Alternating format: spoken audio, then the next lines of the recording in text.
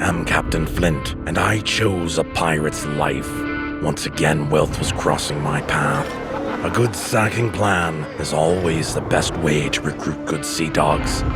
This whole city was full of treasures and just waiting to be looted. I had it all together, on land and at sea. Obviously, nothing went as planned. Defeat was stinging. Yet it was just the beginning of our adventure, and they didn't see the end of me.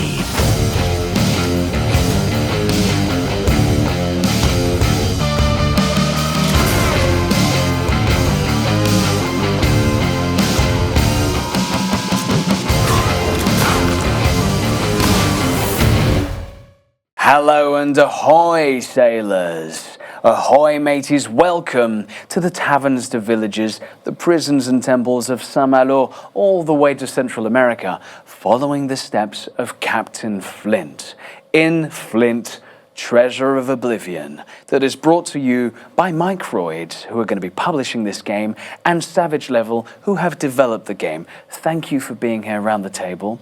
Watch the space. The game is going to be released very soon on different platforms, including PC, PS5, Xbox Series X, Xbox Series S. With us today, Johan, can you tell us what you're going to be doing in the crew? Yeah, I'm a game director for Flint. So what does that involve? Can you... Maybe everything about the gameplay of the game. Okay, so we're going to be talking about that a bit later. Yeah. And are you the one giving orders to game designers, such as Chris here? Exactly. Yeah, this is my soulmate. Do you have to take orders? Is it like on a boat? Exactly like in the boat. I take orders, I follow the orders at the laters, but sometimes my chief let me experience. You are able to be creative in the process. Exactly. Okay. For in the games, everything you're gonna do with the character, every kind of cutscene, Yeah. I made it. Okay. So Okay, all the cutscenes. Looks There's like some nice stuff there. There's lots of nice things in this game. We're going to be seeing that. And you have another captain. It's not Flint here. It's Max, captain of Savage Level then. Absolutely, yeah. And I was going to ask, do you call yourself captain or my captain in the actual crew in the game, in the studio? Some people call me Cap. Yeah. Captain, Cap. Is it because you have a cap as well? Yeah, anytime. I wear my own colors, Okay. so that's the All the time. most of the time. I did notice that in previous interviews you've done. You always had the cap, and I saw you arrive earlier on, and I thought, he's got the cap. So yes. That's our Johnny the Barger here, so Yeah, every time you go somewhere. So we're going to be running this in 3 parts. We're going to be talking about the game's origins and the narrative choices. We're going to talk about the immersion and authenticity, the genuineness of the story behind. We're going to be talking about that later. And the gameplay mechanics, where we're probably going to see a few images from the game. Chris is going to be actually playing here with us a little bit and showing us through the story later down the line. So, okay. Crew, if you're ready, we're going to dive in, hoist the colors. Let's go to origins and narration.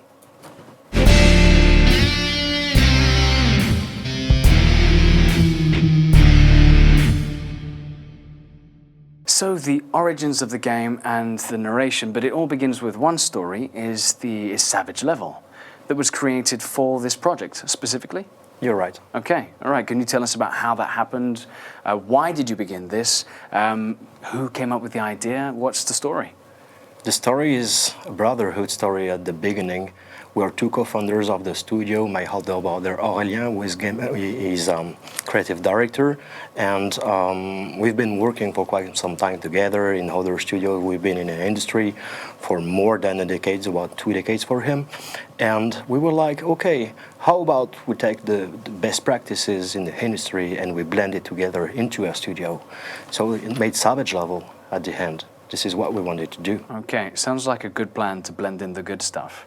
And there are 3 brothers, I understood. Absolutely. Yeah? Chris is also a brother. And So this is okay. So this did begin as a bit of a family business. It and was it always about pirates from the very beginning? We have always been about piracy Yeah.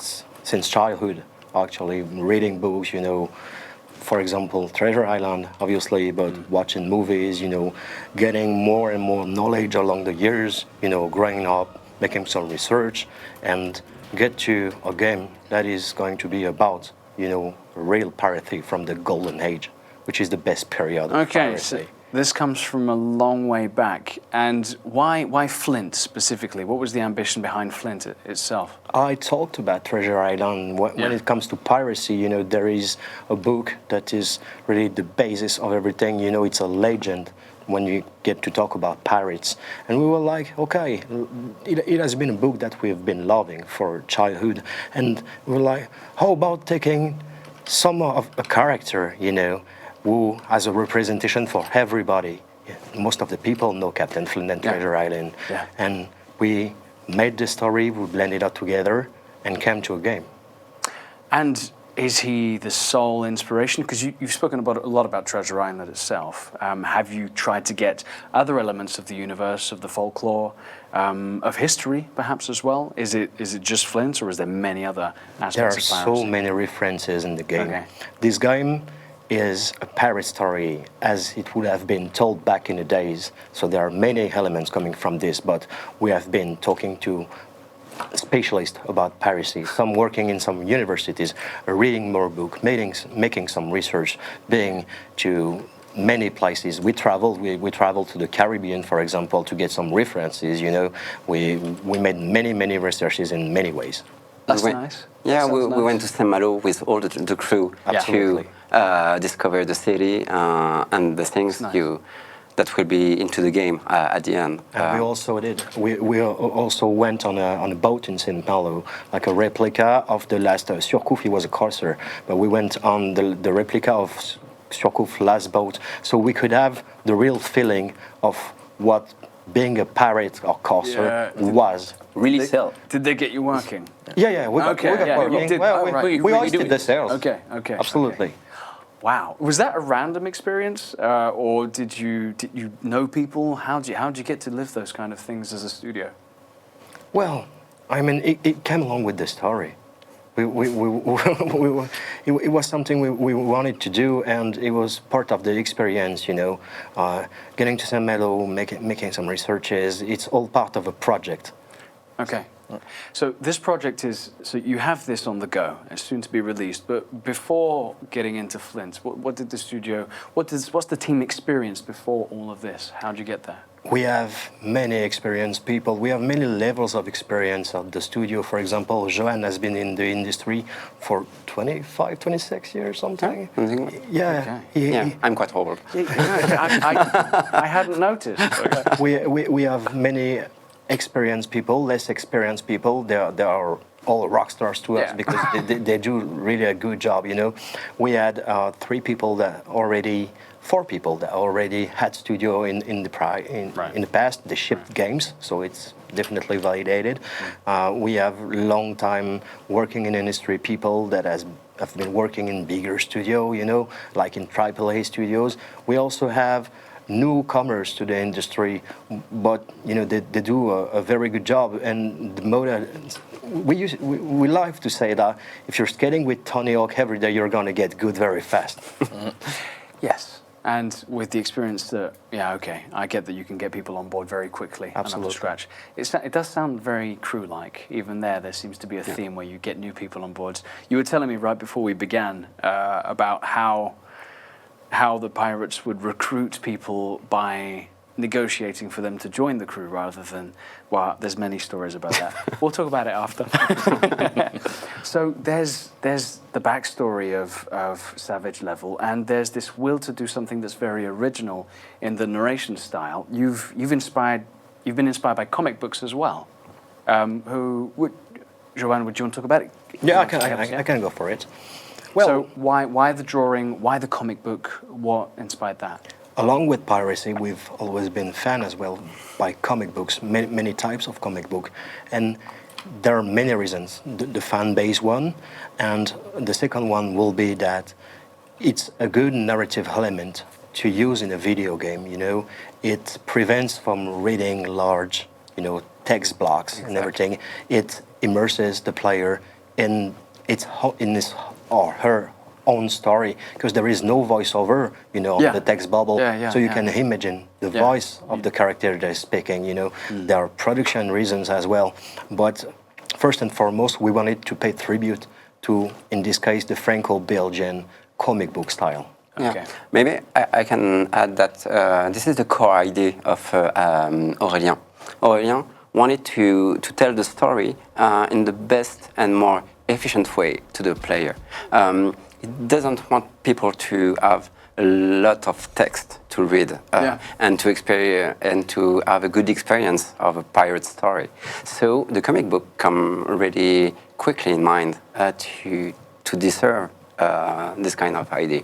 Well, it tricked me because you said there's no voices in the game indeed, and I, by trying it out, reading it to myself, it just happened. I didn't even notice there were no voices because it's still happening in my mind. And the fact that the images come up with the bubbles, I'm telling myself the story without realizing it, and you're feeding that to me as I go through. I really enjoyed that aspect. But did that influence also the overall aesthetics of the game design? So in the graphics, okay, so there is this will to... Yeah, exactly. As you said, there is no voiceover. But you don't need it because it's a comic book-like experience. And every choices in the game have been made to enforce this kind of experience. I would love people to say to me that they never read a comic book like that before. Wow. And I think this is the way Flint should be experienced.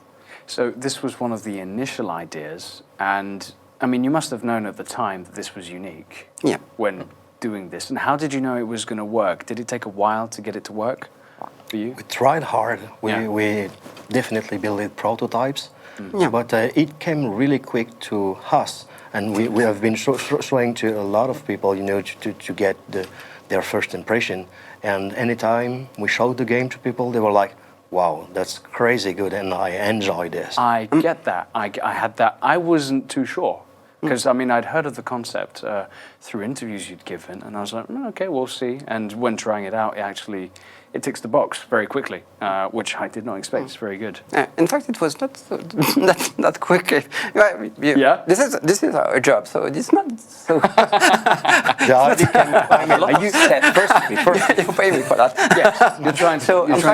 Your game design, your game director role is very important for this. The idea was validated quickly.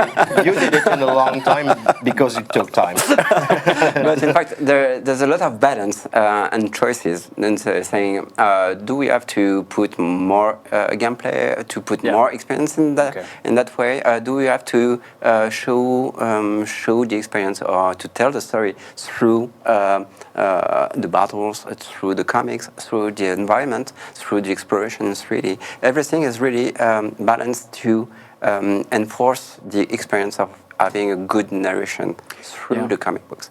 And it's very important because you at some point you can say, I should have preferred to have more battle or more explosion or more things. But in fact, everything is really is about balance to enforce the spirit of the comic books. And as you said, there is no voiceover, but you can imagine it in your head. It happens. And it works. And everything is about this balance. So this is really a keystone for Flint. Well done. The originality of the game struck me at least, and I expect it will strike quite a few people along the line when this actually comes out. You also put another emphasis on another aspect that we're going to be talking about right now. It's the immersion in the actual game and the genuineness of the material. So we're going to be talking about that right now.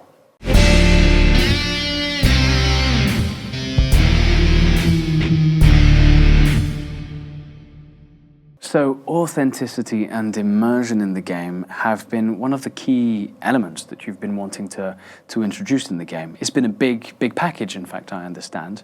You've been working hard on gathering resources and knowing what you want to talk about, if I have understood correctly. Sure. Can you tell us about that? There are so many hours in research, in going to the library, in scouting all the internet, in watching at some maps, because at the end of the day, these are the pillars of the game. We're making a pirate game, and we really wanted to have a difference between what has been done before and what's in this game. Because in our mind, so far a lot of pirates has been wrongly told. Yeah. And Yeah. we wanted to put the church back in the middle of the village. So Like that expression. that's the reason why, as I was telling you before, we have been talking to real specialists, some working as teachers in universities. They wrote like many books and so on. And this is the base of the house. So we wanted to be accurate in some parts, because what's the better reference than history? That's the truth, so this is something you cannot contest. There is no choice in telling this is the truth, because we saw that in books. We were telling you we've been to Saint Malo, so people from Saint Malo, actually we got somebody from Saint Malo at the studio, and she was like, before I work with you guys, I have seen my hometown in a game. I was like, oh, this place in Saint Malo. It looks like this, All right. The map is... Yeah, the map is not 100% accurate, but some places are still looking the same in Saint Malo. We've been through so many maps. The thing is, in the history, Saint Malo has been destroyed and rebuilt so many times that we've been through maps from, 1500 something to the actual period, like the Golden Age. Well, when is the pirate period? When is it roughly? Well, roughly, historians do not agree about that. So I don't want to raise problem between people that I truly appreciate. But the games takes place in 1715. All right. That's the end of the golden age of piracy, and I'm allowed to say that. They all agree about this. You're not going to create a conflict with that. Indeed. Okay. That's good. And so you're telling me that you've wanted to introduce authenticity to this and give a real feel that something's been actually lived, so we can live an experience that might be close to a form of historical reality. But I suppose there's been a few twists and bends for the narration, for the storytelling. Do we meet characters from fiction in the actual game that maybe we will recognize or that will be coming from different stories we've been told? Definitely.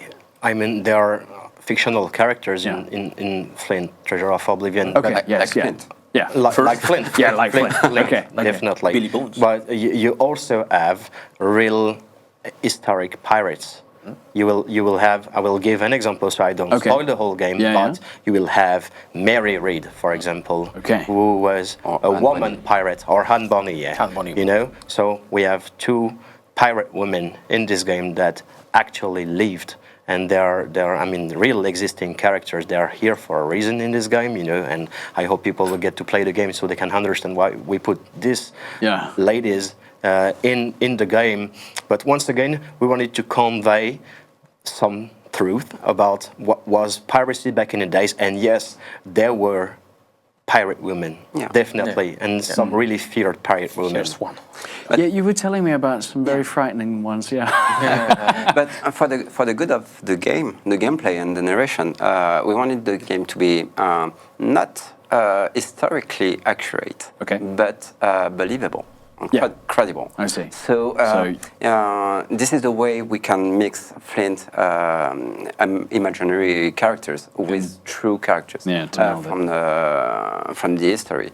So we took a few freedom, a few liberties, on the thing, but and also as Max said, this is about the story, the way a true pirate should have told so. Sometimes you can have some emphasis or some beliefs into the narration. Yeah, storytelling. You will add a bit of color and magic to a story you've lived anyway in life. I see. Absolutely, that's super important, because think about the mermaid or think about the kraken.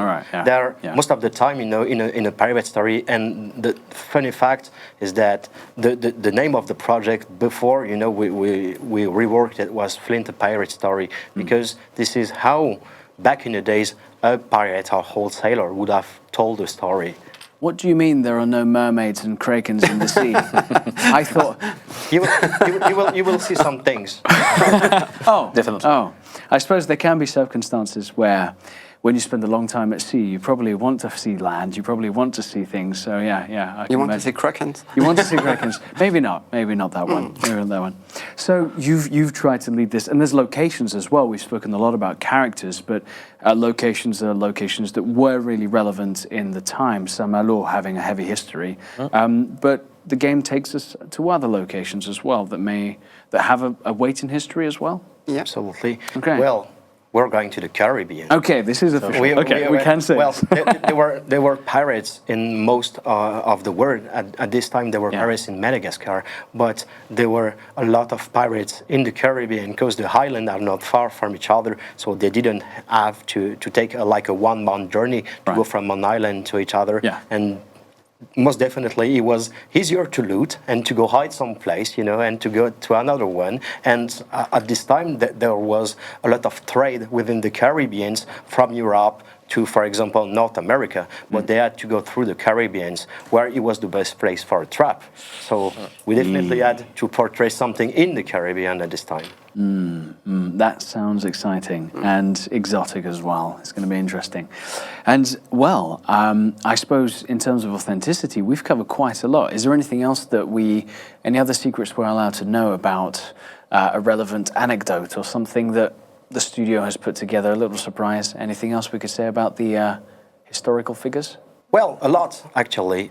We will get to the gameplay later on, and Johan will tell you deeper about what we have made. There are a lot of references within the game, but as most of the pirate stories, there has to be some secret kept until you further travel to the island. Okay. Keeping secrets. I like that. Yeah. It is called the Treasure of Oblivion, so you can't... So, in fact, there is a treasure. There's a map.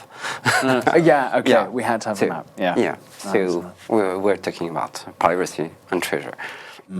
More secrets to be told. Well, in that case, let's move on to gameplay to see what this actually looks like and how it works, because this is also a tactical RPG. It's also a game that has mechanics, and we're going to be seeing that right now. So let's go to gameplay mechanics in a second.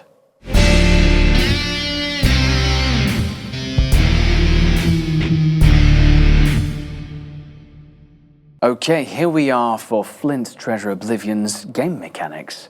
So we're going to be listening to you, Johan, about the game mechanics. Can you tell us a little bit how the game is approached, how the characters evolve in the game, and more specifically maybe, their abilities? There's an RPG feel about it. Yeah, we took into the roots of the tabletop RPG as an inspiration for Flint.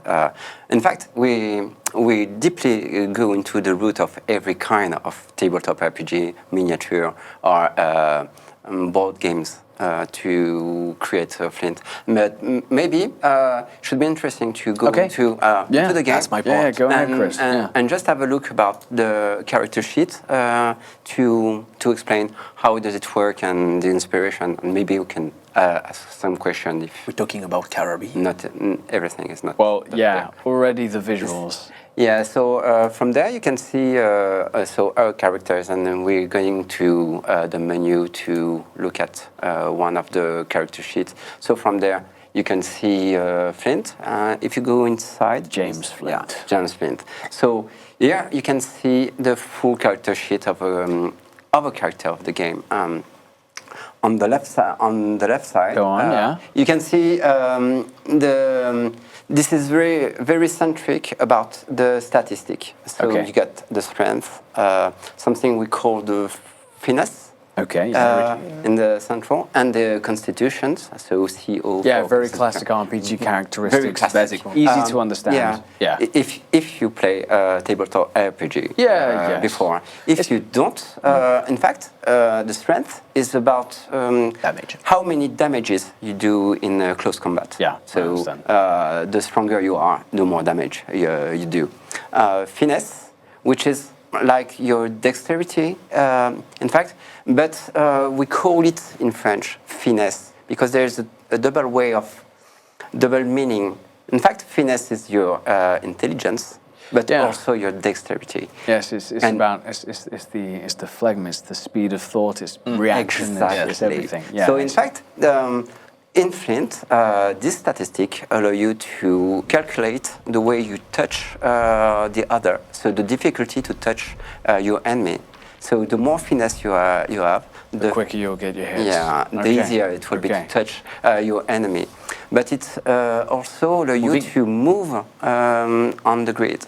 So the more finesse you have, the further hastier you are. Yeah, all right. And it will be easier to climb on the stairs, on the crates. Yeah, because I saw there's a lot of climbing involved. There's Well, there's not a lot. You can. Into the game. You can. There's little tricks and secrets. And you will have. In fact, we in our idea, we really want the pirate to be able to jump over all into the bar, having a bar fight and people jumping on each other all the time. So finesse is very important because this is the way you will be able to jump on the other or to reach your enemy. Mm-hmm. Yeah, because the fights are the dynamics of the fights are not linear. There's lots of options. Yes, in fact, it's quite easy to understand the way you fight. So you can move or you can fight, and we will show just after. But in fact, there is a multiple way to finish every fight. So you can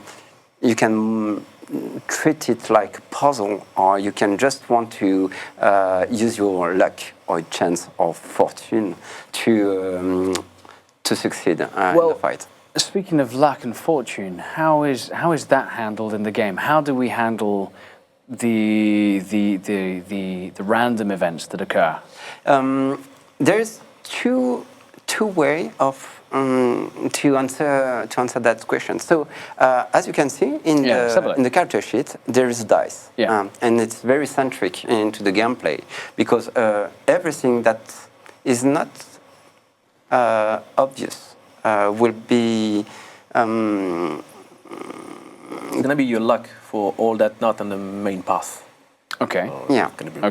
Okay. So luck is an element. Yeah, luck is a true element. And there's even some cards to get a bit luckier. Exactly. I saw as well. So if you really use wisely your cards or your attributes or your placement on the grid, you will not be obliged to use your dice. Okay, so things should go well. So, you can. In fact, this is the way works the tabletop RPG. If I have to throw the dice, I did something wrong. Yeah, you've reached a point where you have to... Exactly. So this is the way we saw the gameplay about Flint. Is, if I don't have to roll the dice, I know what will happen, and normally I will win or die, depend on my choice. So in this game, there's both a way to have full control if you're clever about it, exactly, and to really roll in. Yeah, and if you're less clever about it, or maybe if you choose, can you choose? Yeah, you can choose the way you want to let it happen that way. Yeah. Okay. But for people who really want to go deeper and deeper into the gameplay experience and the game design, you should try to play the game without throwing any dice. Okay. Except for the exploration. Right, and you can even if you're except for exploration, because you can try and lockpick a door. Exactly. And there'll always be a dice there. Yeah. Okay. And even in this part of the game, so maybe you can show there is in the cambuse in the galley right here. You can see that there is a card that allows you to re-roll the dice. So if ever you're not happy with your the result of your dice, like in a very famous other games in which you will be able to throw your 20 dices, 20 side dices. From there, if you're not happy, you will be able to use this card to re-roll the result. But in fact, you will never be able to buy this. You will have to find it all over the game. I noticed that. Yeah, so this is the way we enforce the game of exploration. Yeah, you have to explore. You need to explore. You need to understand the story. You need to read the comic book. You need to read everything and to understand everything to find every resources that is hidden into the scenery. So you were talking about battles. I don't know whether you plan to show this in the gameplay a bit later, but what are the scale of battles? Are we on 2 against 2? It can be 2 against 2, 2 against 2, 2 against 3, and even 15 against 15. Okay, Yeah, so which is huge. we can get big battles going. Yeah, big. And we treat this huge battle differently. Yeah. So, Okay. So there is 2 kind of battles. So Alright. random battles. When you in the exploration you didn't know something will happen, so you need to be prepared first. I But found that out. sometimes there is huge battle. So you, like if you're on a ship and you see the ship, okay, so you have to select your crew. You need to select who is going to enter the battle, Okay. and you need to equip yourself. Where they enter the battle. Yeah, exactly. Yeah. And go to the Go to fight. go to fight. So it's quite easy. Maybe we can go back on the character sheet because I just talked about. Sorry. Yeah, Just we I did. just not too much. yeah. I So rolled just over with a talked question, about but- the characteristic, but We not. yeah, there is last one. the cards. So in the cards, so there is the dice. As you can see here, you have 8 side Yeah, dice. it's D8. Yeah. D8, So- yeah. And we used every kind of dices into the tabletop RPG from Okay. the 4 side All- to the 20 side. all 7 of them. And in fact, your characters right there got a level. So this is his job level. Okay, In, right. If he starts with a 6 dice, 6 side. A D6, yeah, right, yeah. So if he level up, you can choose to increase your dice. All right. And this is the dice that will be thrown into the battle. So there's character building in this? Yeah, exactly, Okay, for the yeah, leveling. yeah. And you will have some bonuses that allow you to increase your dice. Right. You also have your weapon. Maybe if you click on Yeah, the weapon yeah, from weapons. there. Yeah. The weapon got a quality.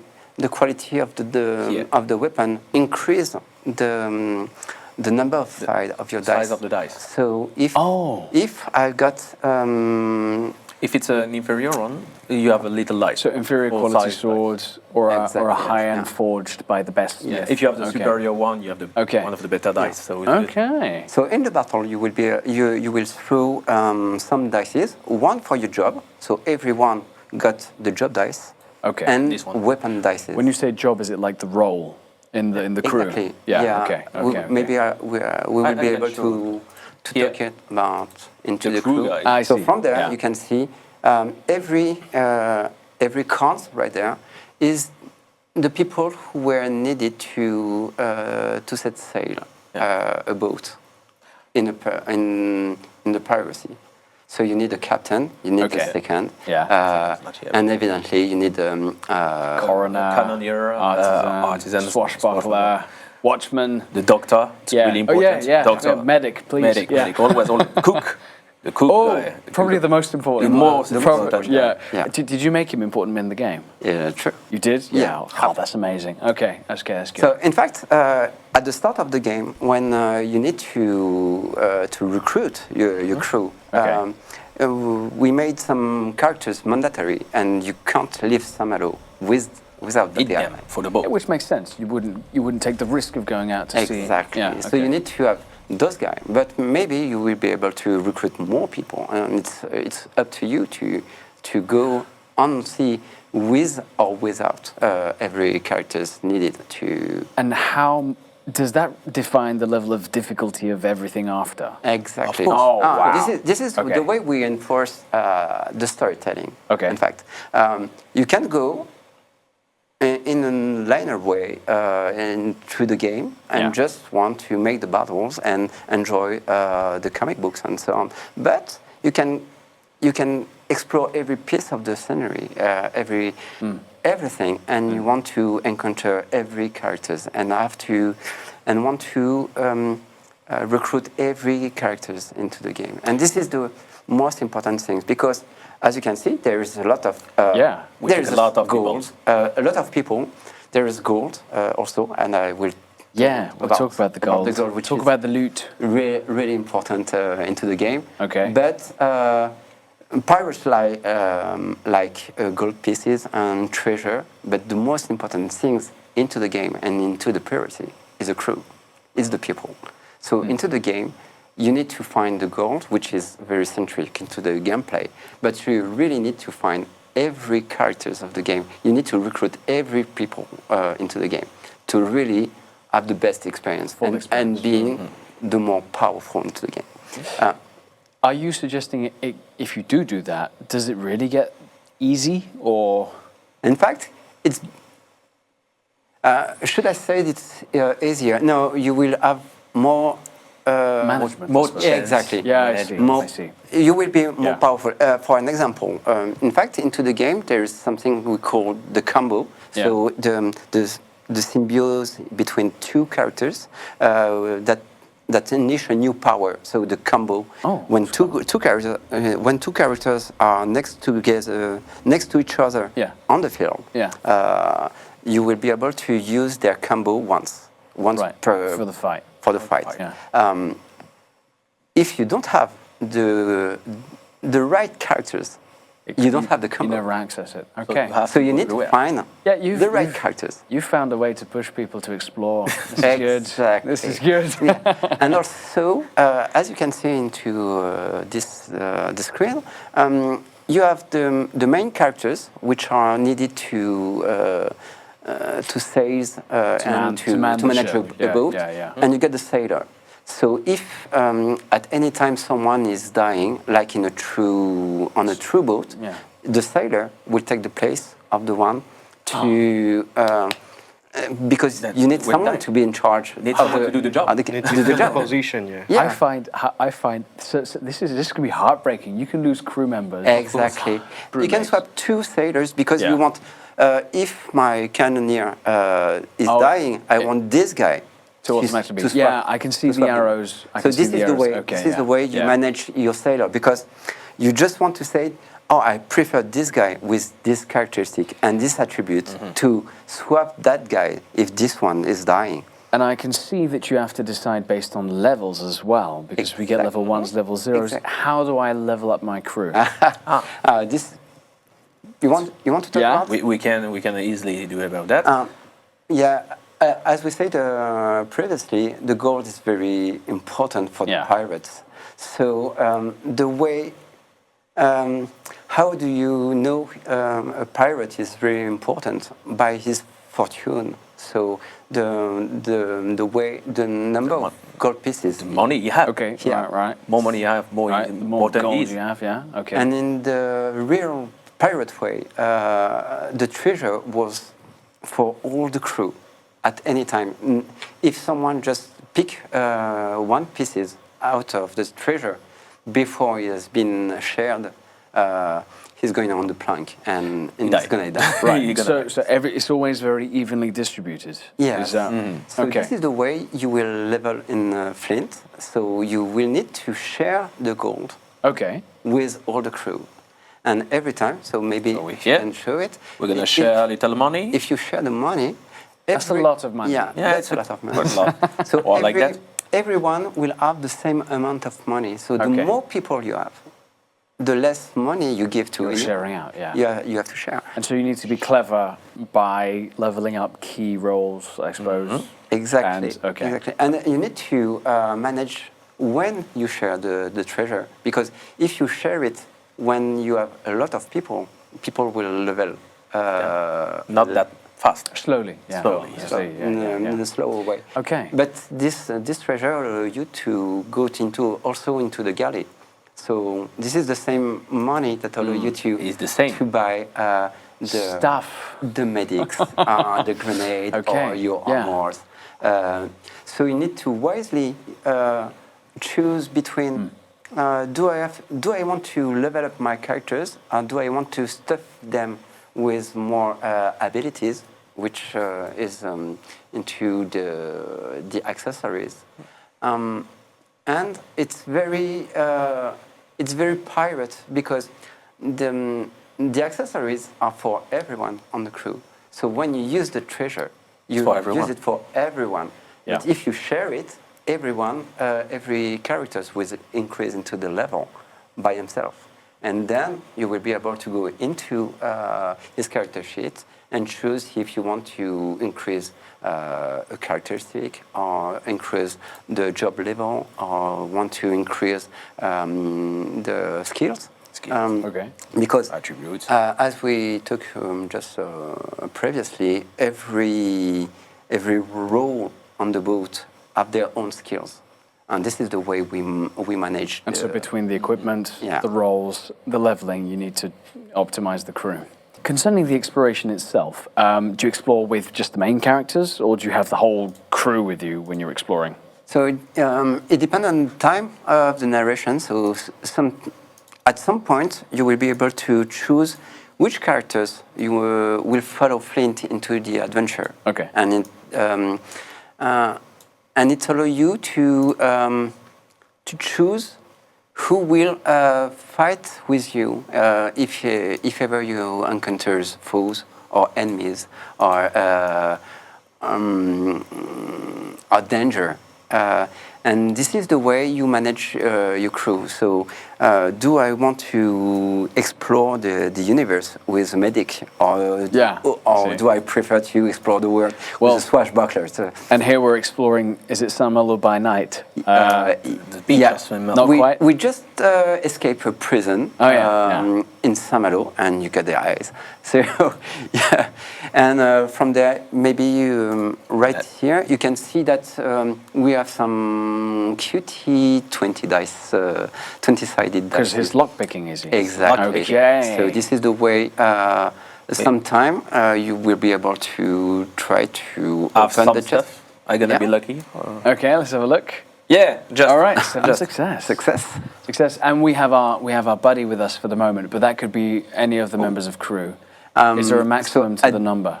At this time, so this is Billy who is following you, and you will be able to have something like 6 or 7 crew members that that's pretty good in the exploration. Okay. At some point, so if you have 7 characters with you, battles and enemy that you encounter will face 7 pirates, but at some point, in huge battle, you will be able to choose who is going into the battle, and then you will be able to pick through every to prepare all the roster, all the crew member you can have.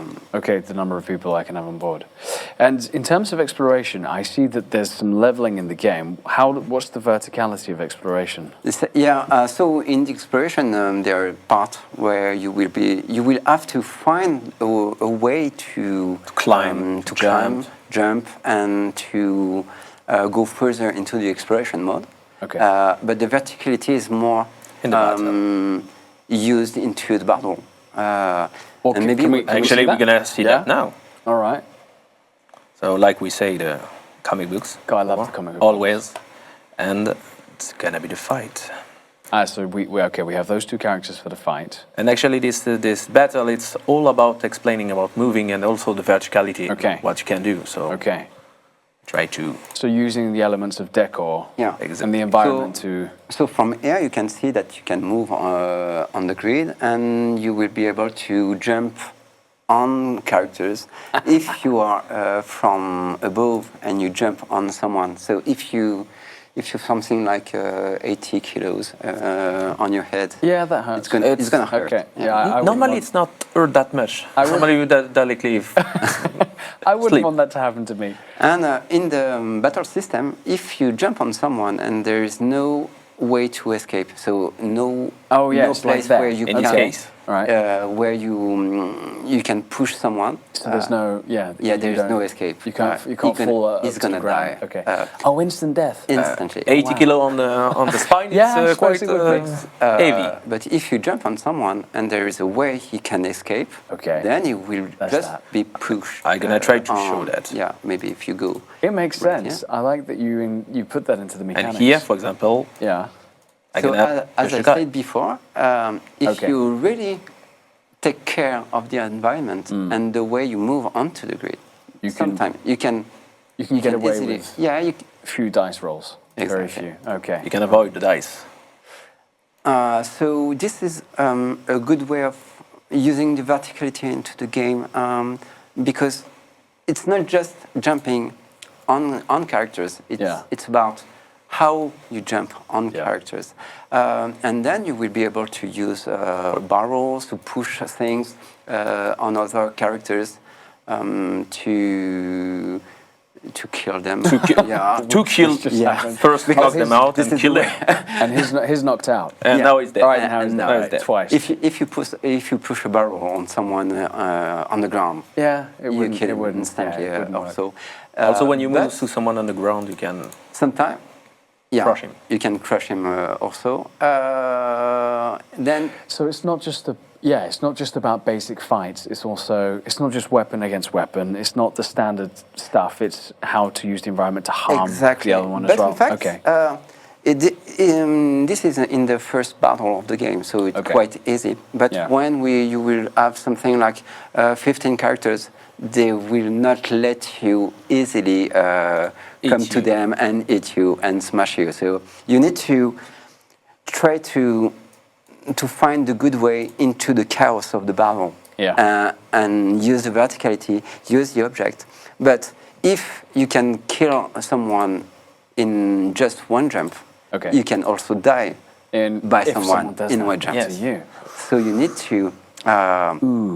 So maybe it's really interesting because on that, Chris just throw dice. So when you want to fight with someone, you will have to throw the dice, and maybe we can go into the rules to show the size, the dices.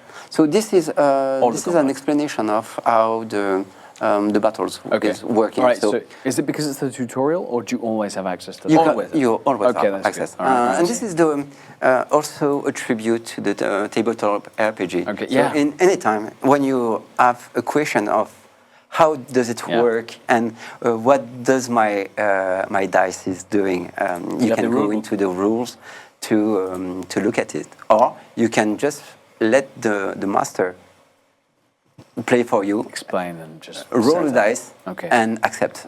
And accept the fate. Or if you have a lucky trick, you say, no, I want to re-roll that. But accept it with the extra cards. Okay. So by example, from there, you can see this is the dice about That's the job dice. The job dice. So, job dice. As I said, you have the job dice, so the level of your pirates into the job, and every side of the job got different numbers and different icons. The number is quite easy because there is a difficulty. You need to make a score of 7 above or 5, above the difficulty, and there is a success. Every success deals 1 damage. So and 1 damage is your strength. So if you got 3 in strength, 3 hits, 3 damage. Right. Easy. That's easy. And weapons got their own quality. So and weapon got their own dices. So if their own dice. No, sorry. All right. I say dices, but dice. And there's not the same icons on weapon and job. Different. Okay, so you will have, among the set of dice that you have, you will have different effects depending on different things. Which means, I suppose you can combo that by making sure that certain weapons go well with certain effects from a roll. Yes. Okay. And when you talk about effect, you're really right, because there is the job dice, there is the weapon dice, and the effect dice. Okay. And the effect dice is, in fact, the way we treat, as we said, the game is about is historically credible. So there is no magic in the battle. Okay. So there is Kraken, mermaids, sorceress. There is into the story, but in the true battle there is no magic. Okay. So there is swords, guns, and blood. And blood. So we treat the twist that can happen into the battle through the effect. Every weapon got their own effect dice with their own effect. So the standard daggers will just do a slash, for example. But if you have the really high quality, I'm going to say club, warhammer, when you hit someone with it, make a little damage. Yeah, a little bit more. And maybe we'll be able to one hit or instant death, kill. Instant Yeah, instant for kill certain someone, cases. yeah. I think the cleaver does that. Yeah, The cleaver does that. exactly, exactly. Yeah. What is the impact? There are archetypes in the game you mentioned, and different roles and jobs. What is the impact of these archetypes on these mechanics? Yeah. How heavy is the impact? Yeah, it was one of the things when I talk about the balance, because as we want it to be historically credible, it's not archetype like in the fantasy world where you got a ranger or a warrior, a sorceress, and your job make you so different from another. So barbarians and a sorceress will be defined by their archetype. You're a sailor.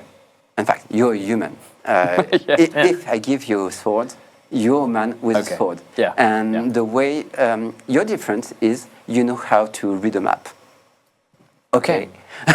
It's used the power. You know how to make a map. Well, So the archetype, I should say, I used the word your job on the ship is you're the captain, you're the navigator, you're the watchman. You're the watchman. And it changed your skill. And this is the card you will be able to use into the battle that make the difference. So every characters are quite the same, and if you change your weapon, you change the characters, because someone with a spear is not will not fight the same way that someone who has an axe or a gun or a musket. But still man. He's still a man. So, and he will be able to use his special skill. So the special skill for the watchman is, I can see that you are in danger, so I prevent you that you are in danger. Are you warned? Yeah. And then if I warn you, you get a bonus. And exactly. You will have a bonus. The navigator has a strong voice, because when he's he needs to go with his voice.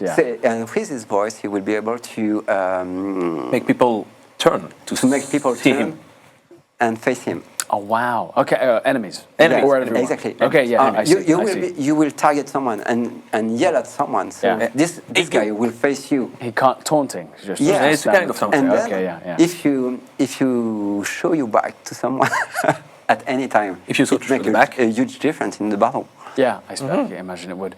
You've really made this very, very real feeling, because what you're explaining there about the archetypes is, okay, you might have a specialty in life, but you are a human. Yeah. You've got a few skills, but they're quite.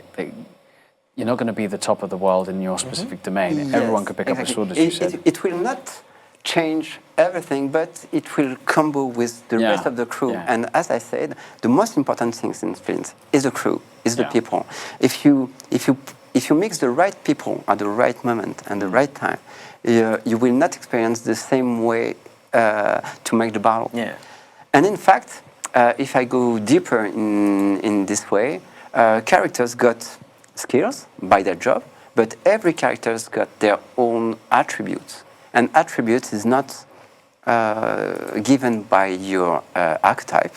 Yeah. It's given by your birth. Who you are. By the nature. Who you are. Yeah. And every sailor got their own attributes. And every character's got their own attributes. So even though there's an extra layer exactly. of differences. So some characters will be stronger. Some characters will be faster. Some other can eat more strong. And exactly. And there is, and this is the last layer that enforced the gameplay of the explorations.